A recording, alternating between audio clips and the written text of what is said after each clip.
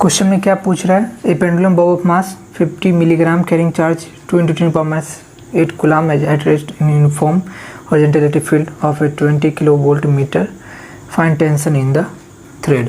हमारे पास क्या है कि एक बॉब मास सिस्टम में वो ऐसे रखा हुआ है नॉर्मली, तो उस पर मास कितना लग रहा है नीचे की तरफ mg बॉब मास सिस्टम है, और एक यूनिफॉर्म इलेक्ट्रिक फील्ड में है जो किस तरह से हॉरिजॉन्टल डायरेक्शन में है।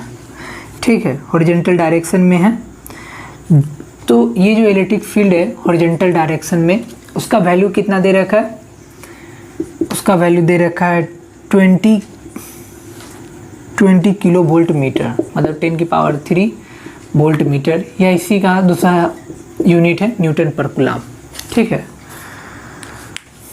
14 नंबर 6 में क्या है? एक बॉब मास सिस्टम है। बॉब मास सिस्टम का मतलब छोटा सा कोई स्मॉल स्फीयर जिसका कुछ मास हो, और वो क्या है कि उस पर नीचे की तरफ mg फोर्स लगे है, चूँकि इसका खुद का भी मास होता है।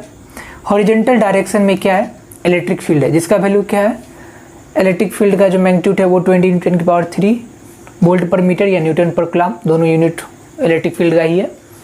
हॉरिजॉन्टल डायरेक्शन में है, तो इस पर मास, इस जो बॉब मास है उसका मास है कितना? 80 मिलीग्राम है। तो मिलीग्राम है, इसका मतलब है कि ये हो जाएगा 80 × 10⁻⁻6 kg। ठीक है, 80 मिलीग्राम का मतलब ये हुआ, इसको हम कन्वर्ट कर दे kg में। ठीक है, और इस पर चार्ज कितना है? इस पर चार्ज है 2 × 10⁻8 कूलम। ठीक है, 2 × 10⁻8 कूलम चार्ज है। तो अब हम क्या करते हैं कि इस पर एक और फोर्स लगेगा, क्या?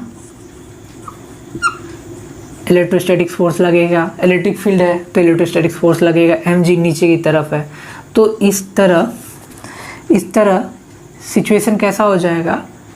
सिचुएशन ऐसा हो जाएगा कि ये जो है हमारे पास जो बॉब मास सिस्टम है कुछ इस तरह का हो जाएगा। ठीक है, बॉब मास सिस्टम कुछ इस तरह का हो जाएगा, क्योंकि इस पर F ऐसे लग रहा है और mg कुछ नीचे लग रहा है, तो ये थोड़ा सा घूम जाएगा अपने पोजीशन से। तो फाइनल सिचुएशन ये हो जाएगा फाइनल। ठीक है, तो F जो इलेक्ट्रोस्टैटिक फोर्स है उसका वैल्यू होता है F = EQ, electric field into charge. Electric field into charge होता है, तो सबका वैल्यू तो दे रखा है। हम क्या करते हैं, सिंपली लिख देते हैं 20 × 10⁻3। चार्ज कितना दे रखा है? बॉब पे कितना चार्ज है? 2 × 10⁻8। ठीक है, तो ये कितना हो जाएगा? 2 दूनी 4 और 10⁻4 और 10⁻8, तो ये हो जाएगा 2 दूनी 4 × 10⁻4 न्यूटन। ठीक है, ये 10⁻1 है, मतलब 2 × 10⁻1, तो 3 4 हो जाएगा, और 10⁻8 है तो ये 4 हो जाएगा। तो ये F जो आया है इलेक्ट्रोस्टैटिक फोर्स आया है जो इस बॉब मास सिस्टम पे लग रहा है। mg के कारण जो फोर्स लग रहा है Fg, जिसको मैं ग्रेविटी फोर्स बोल दूंगा mg, वो क्या है? मास दे रखा है 80 × 10⁻6 किलोग्राम, 80 × 10⁻6 किलोग्राम। मिलीग्राम में है तो इसको किलोग्राम में कन्वर्ट करना पड़ेगा। अच्छा, g की जगह मैं अभी दे ले लेता हूँ 10, तो ये हो जाएगा 8 × 10⁻4 न्यूटन। ठीक है, तो Fg हो जाएगा ग्रेविटी के कारण फोर्स, Fe जो है इलेक्ट्रोस्टैटिक फोर्स है। ठीक है, इलेक्ट्रोस्टैटिक फोर्स है।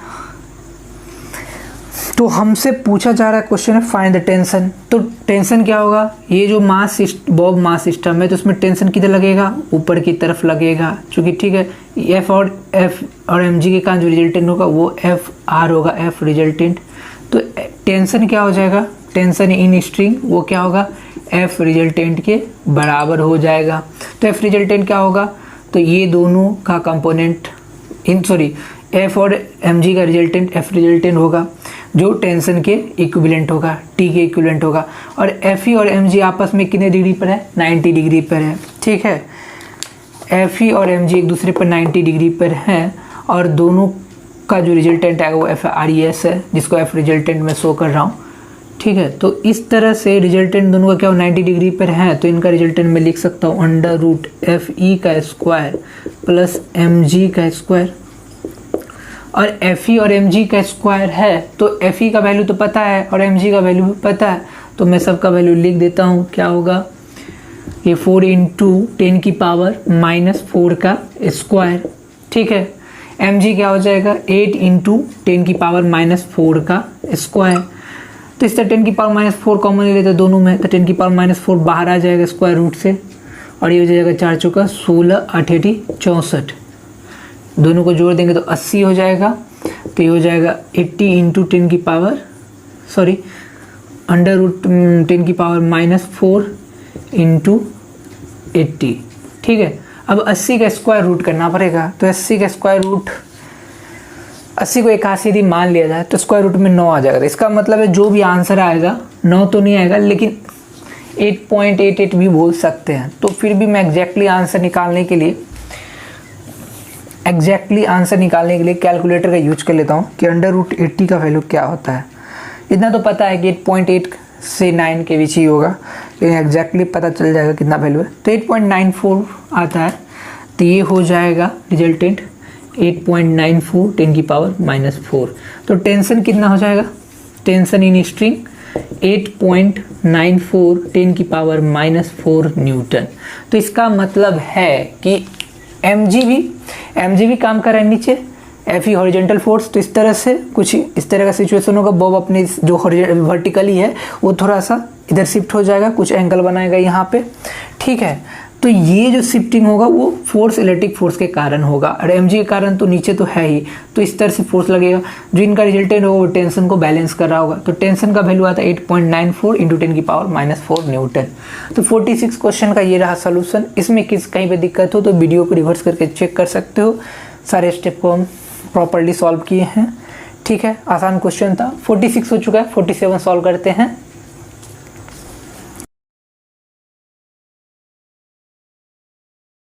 मतलब हमारे पास क्या है कि इलेक्ट्रिक फील्ड E है, ठीक है, और A क्या है, स्मॉल मास ऑफ सिस्टम है M, वो क्या किया जाता है, इलेक्ट्रिक फील्ड के अपोजिट उसको U स्पीड से फेंका जाता है। इस स्मॉल मास पर चार्ज कितना है, Q है।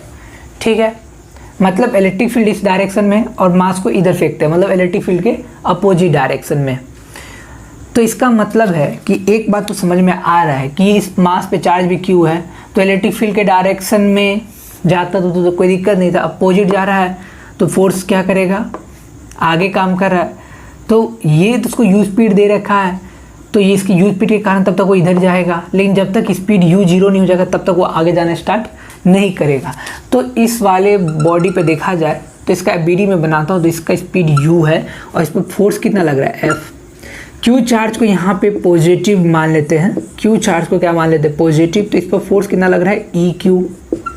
क्वेश्चन नंबर 46 में सॉल्व किए थे, पता ही है सिंपली फोर्स क्या होता है, इलेक्ट्रिक फील्ड इनटू चार्ज। ठीक है, इलेक्ट्रोस्टैटिक फोर्स है। तो इस पर फोर्स पीछे लग रहा है मास पे, लेकिन जा किधर है, आगे की तरफ, क्योंकि इसको इनिशियली U स्पीड दिया गया है, तब तक जाएगा जब तक U 0 नहीं हो जाए, उसके बाद वो क्या होगा, आगे स्टार्ट। तो F जो है फोर्स, जो वेलोसिटी है, इनिशियल वेलोसिटी, तो इसके कारण एक्सेलरेशन भी जनरेट होगा। फोर्स आगे के लग रहा है तो एक्सेलरेशन भी जनरेट होगा। तो एक्सेलरेशन क्या होगा, फोर्स बाय मास। तो फोर्स बाय मास, फोर्स कितना है, EQ, और मास कितना हो जाएगा, M। तो इसका मतलब है कि जो वेलोसिटी का डायरेक्शन है एक्सेलरेशन के डायरेक्शन के अपोजिट है। ठीक है, तो ये एक्सेलरेशन किस तरह बिहेव करेगा, डी एक्सेलरेशन की तरह काम करेगा। क्यों, क्योंकि ये जो डी एक्सेलरेशन आया है हमारे पास, ये जो डी एक्सेलरेशन आया है ये क्या है, ये है डी एक्सेलरेशन।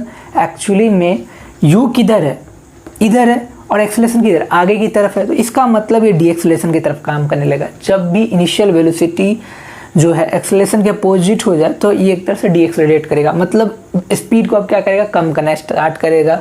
ठीक है, इसकी स्पीड को कम करना स्टार्ट कर देगा। तो हमसे आगे क्या पूछा गया है, how much distance will travel it before coming to momentary rest. Momentary rest का मतलब है कि एक क्षण के लिए वो कब रेस्ट में आएगा। ठीक है, वो टाइम बताना है जब वो रेस्ट में आना है, टाइम नहीं बताना है। How much distance will it travel, मतलब वो जब रेस्ट में आएगा, जब वो यहाँ से U स्पीड से फेंका गया लेकिन एक्सेलरेशन की तरफ आगे की तरफ, तो एक ऐसा टाइम आएगा कि इसका स्पीड धीरे धीरे धीरे धीरे कम हो जाएगा और ये रुक जाएगा और फिर ये फिर से आगे की तरफ मूव करना। अभी तो पीछे जा रहा है और एक ऐसा टाइम है स्पीड धीरे धीरे कम हो जाएगा और फिर ये आगे की तरफ मूव करना स्टार्ट कर देगा। तो हम स्ट्रेट लाइन इन मोशन में फॉर्मूला पढ़ते हैं काइनेमेटिक्स में कि V बराबर होता है U प्लस AT। लेकिन हमको तो डिस्टेंस पूछा है तो ये फॉर्मूला काम नहीं करेगा। लेकिन एक फॉर्मूला पर है v square u square plus 2as, तो ये फॉर्मूला काम कर जाएगा। चूँकि हमको s पूछा गया और s क्या है, ट्रेवल डिस्टेंस है। ठीक है, क्या ट्रेवल्ड डिस्टेंस है, या कभी कदार मैं इसको डिस्प्लेसमेंट भी बोल सकता हूँ, कोई दिक्कत नहीं है। ठीक है, इसमें कोई टेंशन का बात नहीं है। तो हमको बताना है कब वो कितना डिस्टेंस ट्रेवल करेगा जब वो फर्स्ट टाइम रेस्ट पे आएगा। मोमेंट्री रेस्ट का मतलब तात्क्षणिक रेस्ट पे आएगा, मतलब कुछ क्षण के लिए रेस्ट पे आएगा। तो v रेस्ट पे आने का मतलब है v क्या होता है, फाइनल वेलोसिटी, u क्या है, इनिशियल वेलोसिटी, a क्या है, एक्सेलरेशन। लेकिन ये एक्सेलरेशन नहीं है, ये तो डी एक्सेलरेशन है। मतलब एक्सेलरेशन का मतलब होता है स्पीड बढ़ाना, डिक्सेलरेशन मतलब स्पीड को कम करना। तो ये जो वैल्यू उसके साथ माइनस साइन लगाना पड़ेगा, और s तो हमारा डिस्प्लेसमेंट है। तो अब मैं क्या करता हूँ, v क्या फाइनल स्पीड, तो ये कब होता है, 0 हो जाता है। तब हम तक 0 जब स्पीड हो जाएगा, वो स्टार्टिंग से कितना डिस्टेंस ट्रेवल किया वही बताना है। तो ये 0 हो गया, यू स्क्वायर तो यू स्क्वायर ही है 2। यहाँ पे एक्सेलरेशन क्या है, इनिशियल वेलोसिटी के अपोजिट है, तो इसलिए माइनस साइन लगाना पड़ेगा। तो माइनस EQ/m। और कितना डिस्टेंस ट्रेवल किया गया, तो s। तो ये माइनस है तो प्लस है, तो ये माइनस हो जाएगा, तो ओवरऑल साइन इधर आ जाएगा, तो 2EQm, और ये हो जाएगा s u स्क्वायर। हमको s का वैल्यू बताना है, तो m u स्क्वायर इधर चला जाएगा और नीचे हो जाएगा 2EQ। कहने का मतलब है कि रेस्ट में आने से पहले जो स्मॉल m मास सिस्टम है वो कुछ इस तरह का इतना डिस्टेंस ट्रेवल कर लेगा। ठीक है, रेस्ट में आने से पहले जो स्मॉल मास सिस्टम है वो इतना डिस्टेंस ट्रेवल करेगा, s बराबर mu square divided by 2EQ। ये फॉर्मूला काइनेमेटिक्स में पढ़ते हैं, सिंपल सा फॉर्मूला था, v final, u initial, acceleration, s displacement या डिस्टेंस। यदि डिस्टेंस डिस्प्लेसमेंट एक ही हो जाता है जब वो एक ही डायरेक्शन में जाता है, तो बिना कोई डायरेक्शन चेंज किए। ठीक है, तो 47 का ये आंसर हो गया, सिंपल क्वेश्चन था। आगे बढ़ते हैं, 48 सॉल्व करते हैं।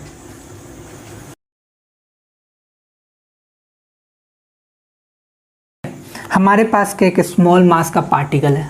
ठीक है, मास दे रखा है, कितना दे रखा है, 1 ग्राम दे रखा है। ठीक है, इस पर चार्ज कितना है वो भी दे रखा है, कितना चार्ज है, 2.5 × 10⁻⁻4 कूलाम।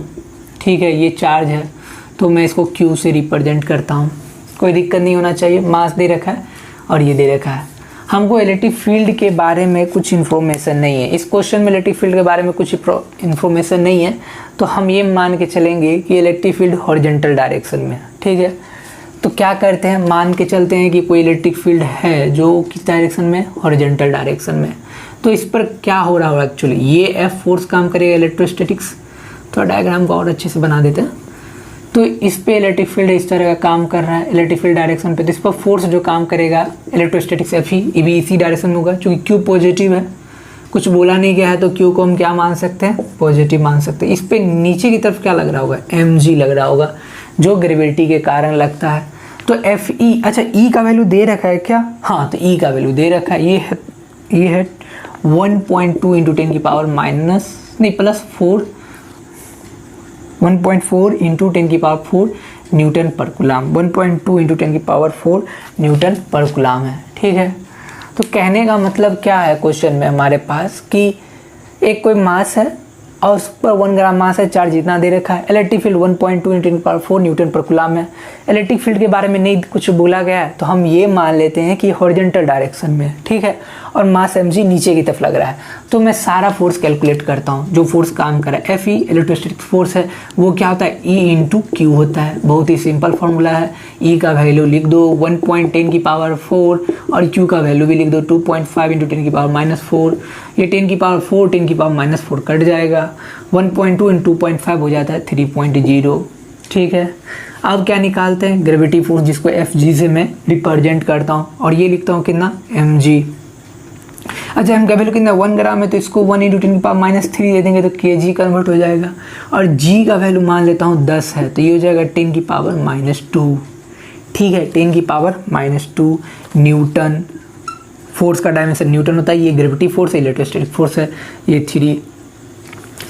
हम कंपेयर कर लेते, एक तरह से रेशियो निकाल लेते हैं, तो Fe और Fg का रेशियो ले लेते हैं, तो ये हो जाएगा 3 × 10⁻⁻2 और ये हो जाएगा 3 × 10⁻2। ये -2 नीचे है तो ऊपर चला गया था। इसका मतलब है कि Fe और Fg का रेशियो कितना है, 300। इसका मतलब है लेकिन इलेक्ट्रोस्टैटिक फोर्स जो है Fe वो Fg से बहुत ज़्यादा बड़ा है क्योंकि 300 गुना है। तो मैं क्या कर सकता हूँ कि Fe जो है Fg से पावरफुल है, 3 न्यूटन और 10 की पावर -2 न्यूटन है। तो Fe Fg का रेशियो 3:1 है, 300:1 है। इसका मतलब है कि Fe क्या है, Fg से बहुत बड़ा है। तो इस केस में अप्रॉक्सीमेट एनालिसिस के अंतर्गत हम क्या कर सकते हैं कि Fg को नेगलेक्ट कर सकते हैं। तो Fe क्या है, बहुत बहुत बड़ा है किससे, Fg से। तो मैं Fg को क्या कर सकता हूँ, नेगलेक्ट कर सकता हूँ। क्यों नेगलेक्ट कर सकता हूँ, अप्रॉक्सीमेट एनालिसिस से। तो मैं इसको क्या कर सकता हूँ, नेगलेक्ट कर सकता हूँ, neglect for approximate analysis, approximate analysis. ठीक है, एकदम सिंपल सा पार्ट था। Fe और Fg के बीच मुझे कंपेयर करना था। ये क्वेश्चन का 48 का पहला पार्ट था। ठीक है, जिसमें क्या कर सकता हूँ मैं, Fe को तो ध्यान रखूंगा लेकिन Fg को नेगलेक्ट करके आगे प्रॉब्लम सॉल्व करूंगा। इस बात को ध्यान रखो, Fe को ध्यान में रखूंगा, Fg को भी भूल जाऊंगा क्योंकि Fe क्या है, हमारे पास ज़्यादा पावरफुल फोर्स है अभी के लिए। ठीक है, अब सेकेंड पार्ट सॉल्व करते हैं। सेकेंड पार्ट क्या, how long will it take for the particle to travel distance of 40 centimetre. देखो, जब पार्टिकल को इलेक्ट्रिक फील्ड में रखा गया था तब वो रेस्ट में था। ठीक है, मतलब रेस्ट से रिलीज, जब भी रिलीज किया कहा जाए तो इसका मतलब ये है कि पार्टिकल पहले मतलब उसका स्पीड 0 है। रिलीज का मतलब यही है, जब रिलीज बोले इसका मतलब है कि u = 0 हो गया। ठीक है, जब रिलीज बोला जाए तो इसका मतलब ये मानना है कि u = 0 हो गया। ठीक है, तो u = 0 हो जाएगा। तो हमसे अच्छा ये जो इसका तो फोर्स हो गया, तो फोर्स के कारण एक्सेलरेशन भी तो आएगा। तो एक्सेलरेशन क्या हो जाएगा, Fe/m। ठीक है, मैं इसका बी पार्ट सॉल्व करना चाह रहा हूँ क्वेश्चन का। तो बी पार्ट सॉल्व करना चाह रहा हूँ तो Fe/m एक्सेलरेशन निकाल रहा हूँ। Fg को तो मैं भूल ही चुका हूँ चूँकि नेगलेक्ट कर दिया पहले। Fe का वैल्यू Fg से बहुत ज़्यादा है। तो इसका फोर्स लग रहा है 10 की पावर 3, सॉरी ये तो फोर्स लग रहा है 3 न्यूटन, फोर्स लग रहा है 3 न्यूटन ना। Fe इलेक्ट्रोस्टैटिक फोर्स, मास कितना है 1 ग्राम, तो इसको कन्वर्ट करूंगा मैं केजी में, तो ये हो जाएगा 3 × 10 की पावर 3 मीटर पर सेकेंड स्क्वायर। यही होता है एक्सेलरेशन, फोर्स बाय मास। मास सब कुछ को SI यूनिट में कन्वर्ट कर दिए, तो ये 3 न्यूटन है। 3 न्यूटन क्यों लिख रहे हैं, हम 3 लिख दे। ठीक है, तो 3 × 10 की पावर -3, तो हो जाएगा 3 × 10 की पावर 3 -3 ऊपर चला जाएगा तो +3 हो जाएगा 10 की पावर 3 मीटर पर सेकेंड स्क्वायर। ये आया एक्सेलरेशन। ठीक है, एक्सेलरेशन है हमारा ये। ठीक है, इसमें कोई दिक्कत नहीं होना चाहिए, एक्सेलरेशन आ गया है। हमसे पूछा है how long it will take for the particle to travel of 40 centimetre. मतलब कहने का मतलब है कि 40 सेंटीमीटर डिस्टेंस ट्रेवल करने में कितना टाइम लगेगा। तो टाइम निकालना है तो सिंपल सा फार्मूला है, V = U + AT। V = U + AT, मतलब कितना टाइम लगा। U इनिशियली 0 था, इनिशियली क्या था, 0 था।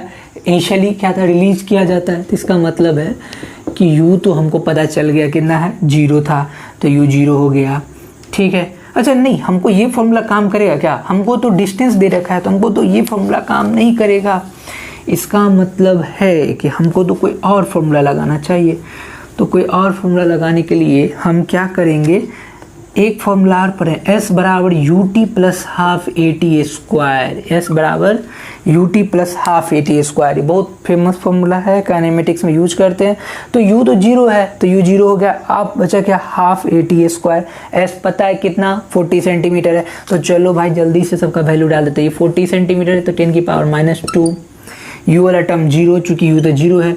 A पता है क्या, तो A पता है 3 × 3 10 की पावर 3, और ये हमको है T²। ठीक है, तो क्या कर सकते हैं, देखो 40 × 10 की पावर -2, 0 + 1/2 × 3 + 3 × 10 की पावर 3 × T² है।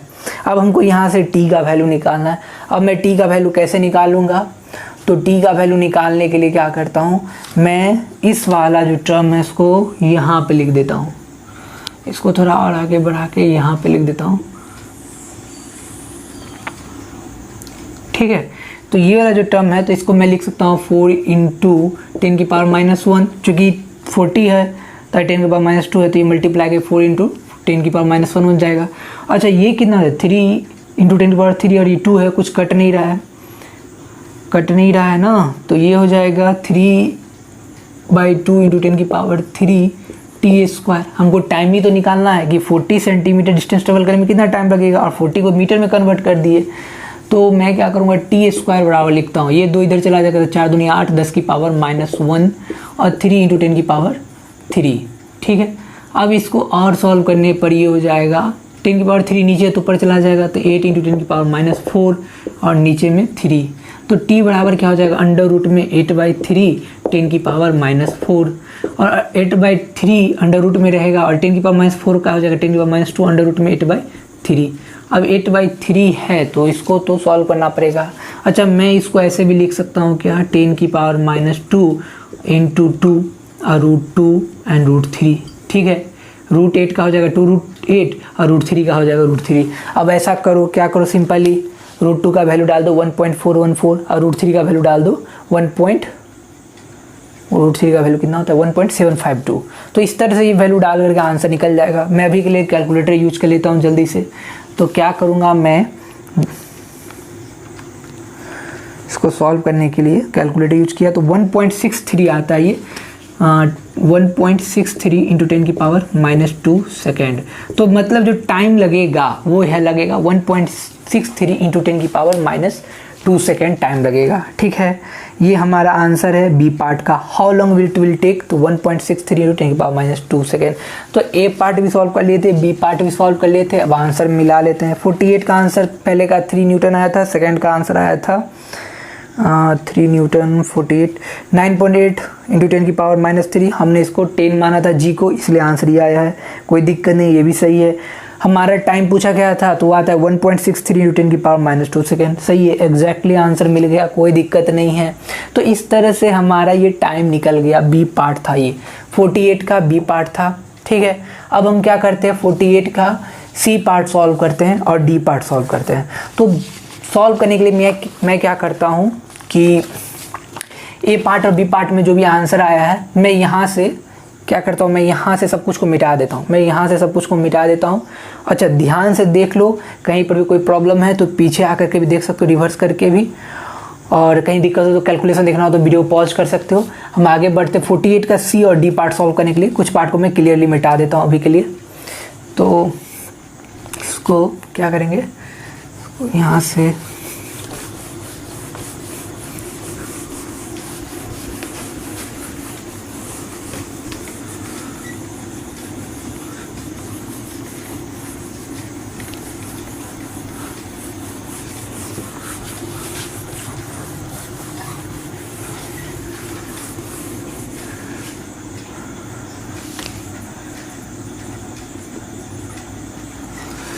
तो 48 का हम क्या कर रहे हैं, सी पार्ट सॉल्व कर रहे हैं। सी पार्ट क्या है वो देख लेते हैं।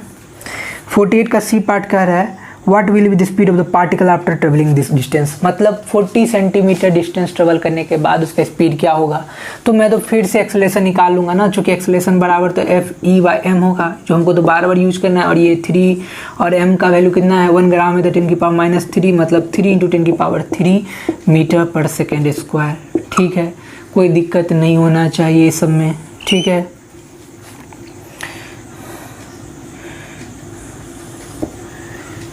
ठीक है, ये हो गया एक्सेलरेशन के लिए पार्ट। तो ये एक्सेलरेशन निकल गया। हमसे पूछा गया है कि 40 सेंटीमीटर डिस्टेंस ट्रेवल करने के बाद क्या स्पीड होगा। 40 सेंटीमीटर, अभी तो इससे पहले बी पार्ट में टाइम निकाले थे। अब सी पार्ट में हमको क्या निकालना है कि 40 सेंटीमीटर डिस्टेंस ट्रेवल करने के बाद क्या स्पीड होगा। तो उसके लिए जो फॉर्मूला हम लोग पढ़े वो ये है, v² = u² + 2as। ठीक है, u पता है, इनिशियली रेस्ट में था, a पता है, s पता है, तो v² u² कितना हो जाएगा 0 2 a तो एक्सेलरेशन है हमारा। ठीक है, मीटर पर सेकेंड स्क्वायर, ये वैल्यू डाल देते 3 इंटू 10 की पावर 3 सेकेंड। अच्छा, एस क्या है, डिस्प्लेसमेंट है, 40 सेंटीमीटर दे रखा है तो सेंटीमीटर को मीटर में कन्वर्ट करना पड़ेगा। तो क्या करेंगे, 10 की पावर -2 है तो 10 की पावर 3 से करें 10 बन जाएगा। और ये हो जाएगा द्वितीय 6 चौका 24 और डबल 0, तो ये हो जाएगा v² = 2400। तो v बराबर क्या हो जाएगा, अंडर रूट में 2400 और v बराबर 2400 है तो 100 है तो इसको बाहर आ जाएगा अंडर रूट में 24 के कैसे फिर से मान सकते हैं कि 25 बन जाए तो 5 बन जाएगा। तो इसका मतलब है कि 20√24 का जो वैल्यू आएगा 4.8 से लेकर 5 के बीच आएगा। लेकिन एग्जैक्ट वैल्यू निकालना है तो हम अभी के लिए कैलकुलेटर यूज करते हैं, लेकिन मैनुअल प्रैक्टिस करने का आदत रखना पड़ेगा जो भी कैलकुलेशन है, ठीक है। तो ये आ जाता है 4.89, ये आ जाता है 10 इंटू 4.89 मतलब 48.9 मीटर पर सेकेंड, ठीक है। इसका मतलब ये हुआ कि 48.9, ठीक है, 48.9 मीटर पर सेकेंड स्पीड हो जाएगा। ये कब स्पीड आएगा? जब पार्टिकल इलेक्ट्रिक फील्ड में 40 सेंटीमीटर डिस्टेंस ट्रेवल करेगा। तो इनिशियली रेस्ट में था, लेकिन फोर्स एक्सीलरेशन सेम डायरेक्शन में है, जिसके कारण पार्टिकल में क्या होगा, मोशन जनरेट हो जाएगा और बहुत तेजी से जाएगा। तो 48.9 मीटर पर सेकेंड का स्पीड आ जाएगा। तो ये 48 का सी पार्ट एक बार चेक कर लेते हैं जल्दी से। तो 49 दे रखा है, सही है, कोई दिक्कत नहीं है, अप्रॉक्सीमेट करेंगे तो 49 आ जाएगा। तो इस तरह से 48 का सी पार्ट हो गया। अब डी पार्ट सॉल्व करते हैं। डी पार्ट क्या है? How much work done by the electric field force on the particle during this period, ठीक है। 48 का डी पार्ट है, हम सॉल्व कर रहे हैं। देखो सी पार्ट आसानी से सॉल्व कर दिए थे, यहाँ तक कोई दिक्कत नहीं होना चाहिए। अब डी पार्ट की तरफ बढ़ते हैं। डी पार्ट में पूछा है कि how much is the work done by the electric force on the particle during this period. मतलब जब पार्टिकल मान लिया जाए यहाँ से स्टार्ट होकर 40 सेंटीमीटर यहाँ तक आता है तो कितना वर्क डन किया गया है, ठीक है। मतलब पार्टिकल कुछ यहाँ से मोशन स्टार्ट करके यहाँ तक पहुँचता है, ये यदि 40 सेंटीमीटर है तो कितना वर्क डन किया गया, वर्क डन कितना किया गया। तो सिंपल सा फॉर्मूला है, फोर्स के डायरेक्शन, फोर्स इधर लग रहा है उसी डायरेक्शन में क्या हो रहा है, डिस्प्लेसमेंट हो रहा है। तो वर्क डन क्या हो जाएगा, वर्क डन क्या हो जाएगा, फोर्स इंटू डिस्प्लेसमेंट, और एंगल कितना है, cos 0, ठीक है। फोर्स भी इधर, डिस्प्लेसमेंट भी एंगल, तो दोनों के बीच का एंगल 0, तो हो जाएगा Fs cos 0 कितना होता है 1।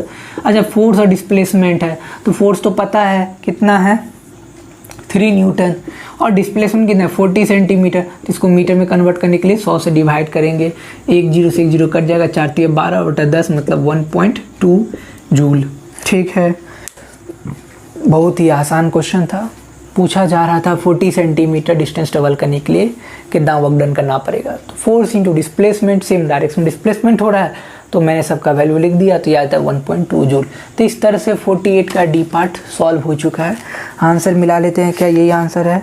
तो 1.2 जूल यही आंसर है, सिंपल ही है।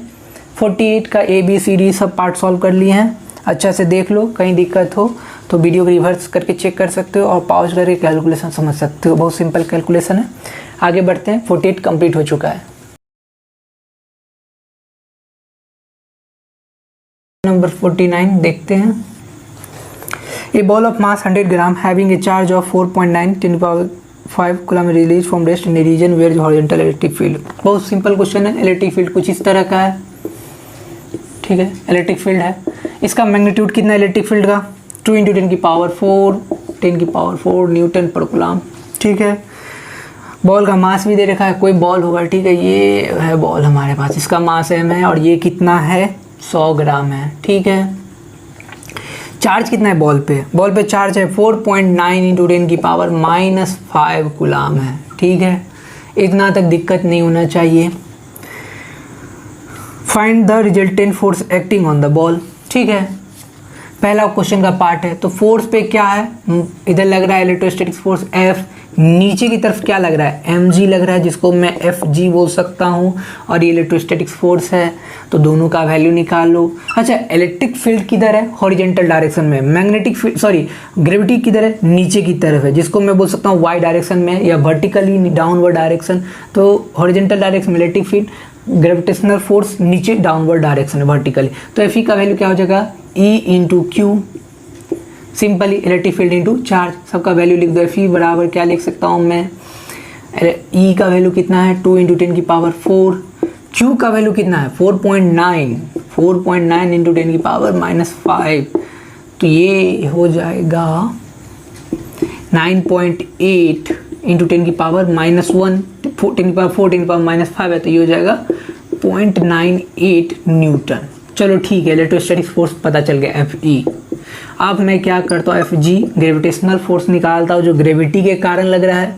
तो mg, देखो यहाँ थोड़ा चालाकी करना पड़ेगा। चालाकी क्या करना पड़ेगा, ये 100 ग्राम है तो इसको तो पहले कन्वर्ट करो kg में, कन्वर्ट कर दिए। अब g की जगह 10 मत लो, चूंकि यहाँ 0.98 दिख रहा है तो यहाँ भी 9.8 लेने में ही समझदारी है। यहाँ g का वैल्यू 10 नहीं लेंगे, चूंकि पहले ही पता है कि 0.98 है तो यहाँ भी 0.98 लेने भलाई है, तो ये हो जाएगा 9.8/10, मतलब Fg बराबर भी हो जाएगा 0.98 न्यूटन। देखो ये एडवांटेज मिला, सामने वाले जो वैल्यू उसको देख करके हम भी अपना g का वैल्यू 10 की जगह 9.8 ले लिए। तो Fe Fg निकालिए, इतना पार्ट में कोई दिक्कत नहीं होना चाहिए। अच्छा देखो Fe और Fg का मैग्नीट्यूड ऑफ फोर्स क्या है, सेम है। Fe और Fg का वैल्यू ऑफ सेम है, ठीक है। मतलब ये हो गया हमारे पास क्वेश्चन में कि Fe और Fg सेम है, मतलब हॉरिजॉन्टल, Fe क्या है, हॉरिजॉन्टल फोर्स है, Fg क्या है, वर्टिकल फोर्स है, मतलब वर्टिकल डाउनवर्ड डायरेक्शन में फोर्स है। तो इसका मतलब है कि इधर जितना फोर्स लग रहा है Fh, जिसको मैं क्या बोल सकता हूँ, Fe भी बोल सकता हूँ। नीचे की तरफ फोर्स कितना लग रहा है, वर्टिकल, Fb, जिसको मैं Fg भी बोल सकता हूँ। वो दोनों मैग्नीट्यूड में क्या है, सेम है। तो सेम फोर्स लग रहा है तो दोनों के द्वारा से एक दूसरे के साथ क्या करेगा, दोनों एक दूसरे के साथ तो 90 डिग्री बनाएगा, लेकिन इसका जो रिजल्टेंट होगा वो दोनों के साथ 45 डिग्री बनाएगा, ठीक है। और ये हो जाएगा F रिजल्टेंट। समझ में आया बात? यही बात है क्वेश्चन का कि F और F भी क्या है, दोनों सेम है, 45 डिग्री हो जाएगा। क्यों? क्योंकि Fg Fb सेम है, इसलिए 45 डिग्री हो गया, ठीक है। तो इसमें कोई दिक्कत नहीं होना चाहिए। अच्छा FH Fb का रिजल्टेंट F रिजल्टेंट हो जाएगा। और देखो दोनों सेम है, इसलिए दोनों के साथ 45 एंगल डिग्री इक्वल बनाया। लेकिन यदि कई बार स्टूडेंट को डाउट हो जाता है कि सर अभी तो इक्वल था तो आसानी से देख के बोल दिए कि 45 है, लेकिन अब केस यदि कुछ इस तरह का हो जाए कि F ये मान लिया जाए FH है और ये है FB, तो यहाँ पे ये एंगल बताना है तो कैसे बताएंगे। तो देखो क्या करेंगे, tan थीटा लिख देंगे, tan थीटा लिख देंगे। तो ये वाला जो फोर्स है मैं इसको शिफ्ट कर सकता हूँ, क्योंकि वेक्टर में शिफ्टिंग पॉसिबल है। तो ये आ जाएगा FB। अब ये एंगल के सामने वाला एंगल, ये एंगल के सामने वाला साइड क्या हो जाएगा, परपेंडिकुलर, तो ये हो जाएगा FB। Perpendicular by base, base के ना FH। तो इस तरह से भी मैं निकाल सकता हूँ tan थीटा, ठीक है। अब tan थीटा पता चल गया तो ये ओवरऑल 90 डिग्री है, थीटा का वैल्यू पता है तो ये एंगल निकल जाएगा। तो इस तरह से मैं थीटा की हेल्प से क्या कर FH और FB की हेल्प से मैं थीटा निकाल सकता हूँ। FH पता है जो हॉरिजॉन्टल फोर्स है, FB क्या वर्टिकल फोर्स, यदि दोनों पता चल जाए तो थीटा एंगल आसानी से निकल जाता है। यहाँ पे तो दोनों बराबर है तो आसानी से पता चले 45 डिग्री। यदि अलग अलग रहेगा तो कोई दिक्कत नहीं है। ये हो जाएगा FB जो वर्टिकल है, ये हो जाएगा हॉरिजॉन्टल, तो tan थीटा हो जाएगा क्या, परपेंडिकुलर बाय बेस, तो परपेंडिकुलर FB और बेस कितना हो जाएगा FH। ये एंगल ये टोटल 90 डिग्री होता है। थीटा पता चल गया तो ये भी एंगल पता चल जाएगा, ये भी एंगल पता चल जाएगा। तो ये 49 में हमसे तो पहले पूछा गया था find the resultant force acting on the ball. तो रिजल्टेंट क्या हो जाएगा, सिंपल ही बात है, रिजल्टेंट तो हो जाएगा दोनों का स्क्वायर, Fg का स्क्वायर प्लस Fe का स्क्वायर, और दोनों सेम है तो मैं ये लिख सकता हूँ क्या, √2 इंटू Fe, कोई दिक्कत नहीं, √2। और Fe की जगह कितना दे सकता हूँ, 0.98 नहीं, हाँ 0.98 दे सकता हूँ। Fg Fe से मैं इसलिए दोनों की जगह मैं बाहर ले लूँगा तो √2 बन जाएगा, ठीक है। Fg और Fe से में तो ये √2 आ जाएगा, यदि Fe कॉमन ले लूँगा तो, ठीक है। तो √2 से 0.98 को मल्टीप्लाई कर देंगे तो रिजल्टेंट फोर्स का वैल्यू पता चल जाएगा। तो मल्टीप्लाई करके चेक ही कर लेते हैं, तो ये हो जाएगा 0.144.98, तो ये हो जाता है 1.38752, ठीक है। ये आंसर आता है, यही आंसर है क्या, 1.38572 है, 572। ये कैलकुलेटर का आंसर है, कैलकुलेटर का आंसर है। डेसिमल के बाद कितने डिजिट तक है, 5 डिजिट तक है। चलो ठीक है, जो भी है। ये तो 49 का ए पार्ट का था आंसर, ठीक है। 49 का ए पार्ट रिजल्टेंट निकल गया, न्यूटन लगा देते हैं। चलो इतना तक सॉल्व किया था, आंसर एक बार चेक कर लेते हैं 49 का क्या है। 49 का आंसर क्या यही है, तो 1.4, इसको अप्रोक्सीमेट करेंगे तो 1.4 न्यूटन आ जाएगा, सिंपल सा है। रिजल्टेंट निकालना है, 1.385 आ गया, इसको अप्रोक्सीमेट कर देंगे तो 1.4 न्यूटन आ जाएगा। तो 49 का ए पार्ट तो सॉल्व हो चुका है, बी पार्ट सॉल्व करते हैं। बी पार्ट के what will be the path of the ball, तो मैं पहले बता चुका हूँ कि एफ एच और एफ बी एक दूसरे इक्वल है, इसलिए दोनों का रिजल्टेंट ये होगा और जिधर रिजल्टेंट होगा उधर ही बॉल जाएगा। चूंकि इनिशियली कहाँ था, इनिशियली रेस्ट में था। इनिशियली क्या था, रिलीज किया जाता है। रिलीज किया जाता है जब भी रिलीज किया जाए तो इसका मतलब समझ लो u बराबर तो 0 ही होगा, ज़्यादातर केस में कुछ सोचना ही नहीं है। तो इसका मतलब जिधर फोर्स है नेट उसी डायरेक्शन में मोशन स्टार्ट हो जाएगा। तो इस पार्ट को समझना पड़ेगा कि रिजल्टेंट फोर्स कुछ इस तरह का है, ठीक है। तो रिजल्टेंट फोर्स इस तरह का है तो मोशन भी इसी डायरेक्शन में होगा। और ये डायरेक्शन क्या है, ये y=x वाला लाइन है, y=x वाला लाइन है, ठीक है। यदि मैं x को x और इसको y बोल दूं और दोनों के साथ ही 45 डिग्री एंगल बना रहा है तो y=x वाला लाइन नहीं बोल सकता हूँ, y=x बोल सकता हूँ, ठीक है। y=-x वाला लाइन है। यदि मैं इसको हल्का सा और आगे बढ़ा दूँ तो, ठीक है। तो ये रिजल्टेंट है, यही रिजल्टेंट है, इस डायरेक्शन में जाएगा। चूंकि रिजल्टेंट के डायरेक्शन में मोशन होता है, हमेशा ध्यान रखो, फोर्स लग रहा था इधर और इधर भी, लेकिन रिजल्टेंट के डायरेक्शन में मोशन होता है। रिजल्टेंट कितना, इस तरह से, जो दोनों एक्सिस के साथ कितना डिग्री एंगल बना रहा है, 45 डिग्री। और ये y=-x वाला लाइन हो गया एक तरह से, तो ये इसी पाथ पे जाएगा जो एक तरह से स्ट्रेट लाइन है। तो ये हमारा path, what will the path, तो व्हाट विल पाथ, तो पाथ हो जाएगा स्ट्रेट लाइन, ठीक है। स्ट्रेट लाइन हो जाएगा, स्ट्रेट लाइन पाथ होगा। और उस पाथ का इक्वेशन y=-x कह सकते हैं। Where will be the ball at the end of 2 second. तो हम बी पार्ट सॉल्व किए हैं, तो बी पार्ट का आंसर मिला लेते हैं। Straight line along the resultant force, ठीक है, straight line along the resultant force. अब हम सी पार्ट सॉल्व करते हैं, ठीक है। Straight line along the resultant force, straight line ही अलोंग द रिजल्टेंट फोर्स है, कोई दिक्कत नहीं। सी पार्ट पूछ रहा है where will the ball be at the end of 2 second, मतलब यहाँ तो रेस्ट पे था ओरिजिन पे, अब छोड़ने के 2 सेकेंड बाद कहाँ पे होगा, तो कहाँ पे होगा भैया, तो ये यहाँ पे रेस्ट पे था, अब जो 2 सेकेंड बाद कहीं यहाँ पहुँच जाएगा, ठीक है। हमको यही डिस्टेंस बताना है। तो एक्चुअली में बॉल का इसी पाथ में जा रहा है, तो रिजल्टेंट फोर्स के अलोंग ही जा रहा है, तो एक्सेलरेशन लिख सकता हूँ F resultant divided by mass, F resultant divided by mass. तो F रिजल्टेंट कितना है, 1.38572, ठीक है। मास कितना है, 100 ग्राम है, तो मैं इसको लिख सकता हूँ क्या, 100 × 10⁻³ तो ये हो जाएगा 10⁻1, तो 1.38572 और ये हो जाएगा 10⁻1 और ये ऊपर जाएगा तो प्लस बन जाएगा, तो 13.85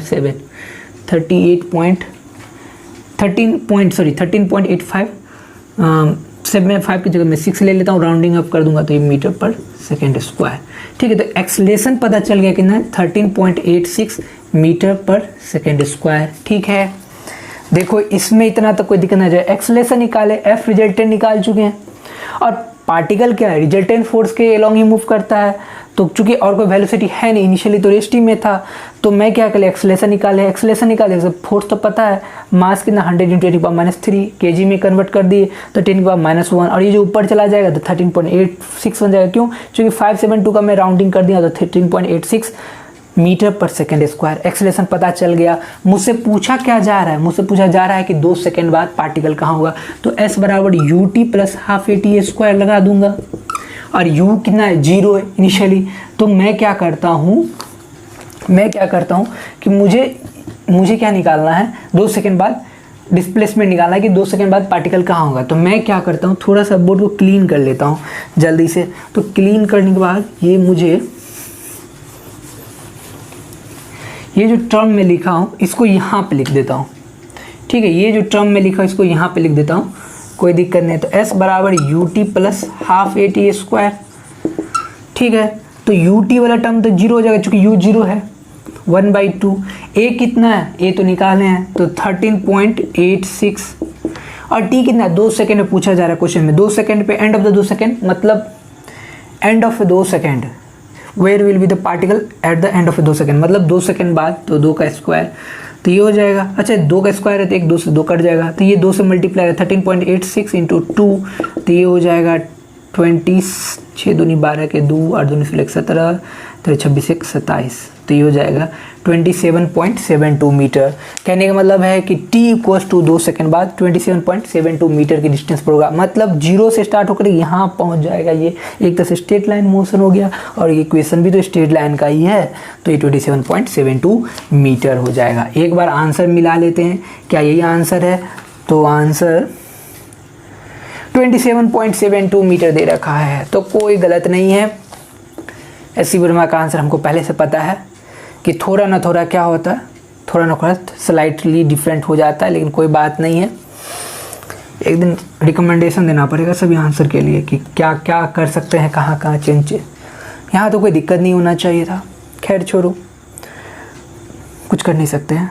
ऐसा बड़ा UT plus half eighty square, तो ये 2 से 4 कट गया, 2 इससे मल्टीप्लाई कर दिया 27.72 मीटर। तो t इक्वल टू 2 सेकंड बाद पार्टिकल 27.72 मीटर डिस्टेंस होगा। जो डिस्टेंस होगा ओरिजिन से यदि लिया जा रहा है तो ये यहाँ से यहाँ तक पहुँच जाएगा 27.72 metre after t equal to 2 second पे। तो ये क्वेश्चन का सी पार्ट था जो मैंने यहाँ सॉल्व किया है, ठीक है। तो इस तरह 49 का A B C part solve हो चुका है, बहुत डिटेल में सॉल्व किए हैं। कहीं कोई दिक्कत हो तो रिवर्स जाकर चेक कर सकते हो, पॉज करके वीडियो का कैलकुलेशन समझ सकते हो। तो 49 सॉल्व हो चुका है। अब आगे बढ़ते हैं, क्वेश्चन नंबर 50 सॉल्व करते हैं, ठीक है।